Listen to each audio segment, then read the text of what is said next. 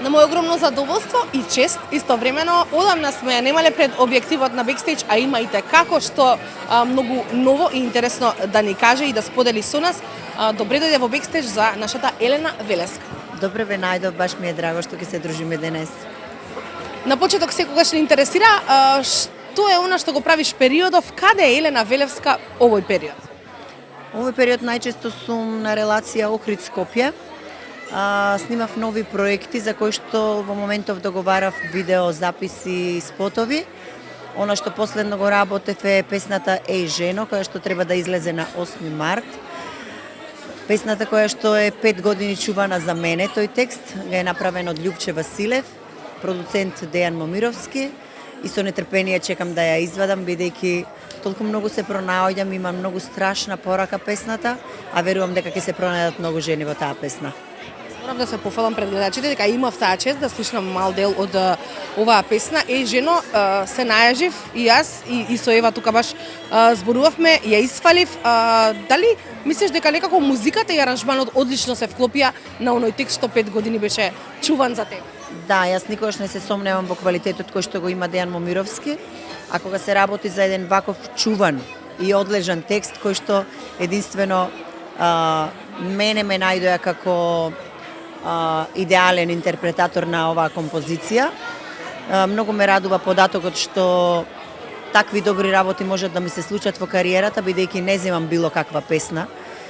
И некогаш правам огромни паузи се додека не дојдам до квалитетен производ.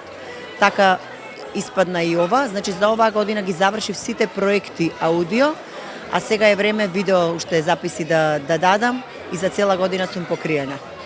Секогаш така си настапувала, одлична мелодија и текст, одлична песна, зачинета со преубав спот. Јас лично сите спотови ти ги памтам и секогаш квалитетно ти важиш за перфекционист. Ке преминеме малку на прашањата кои што ги подготвивме за тебе денес. Ме интересира како Елена Велеска се чувствува неколку минути пред да излезе на сцена, дали има некој ритуал, дали денес имаш трема за било каков настап да станува?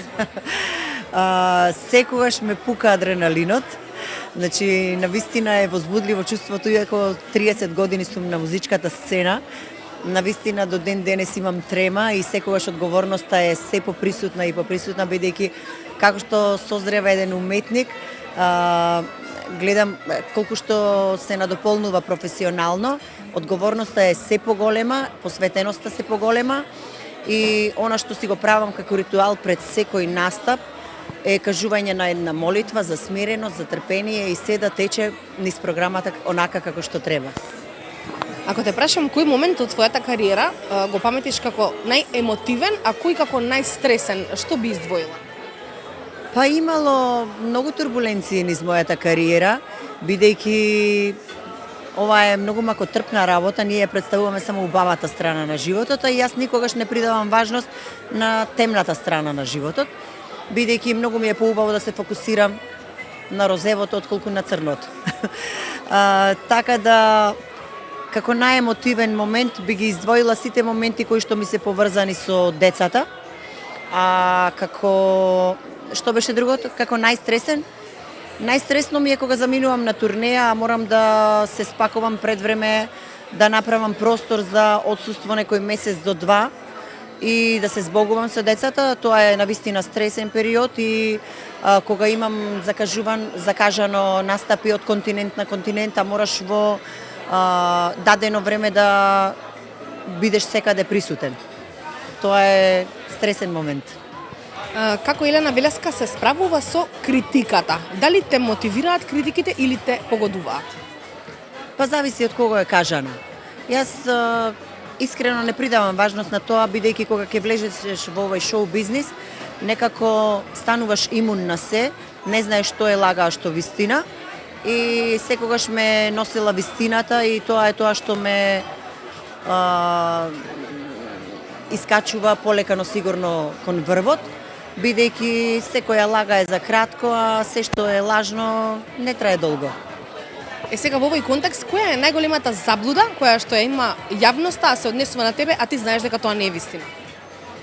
Па имало многу стапици и многу невистини осмислени со жолтата штампа иако сум знаела дека тоа не е вистина, но ајде, сум се насмеала и тоа е некако најдоброто одбрамбено оружје.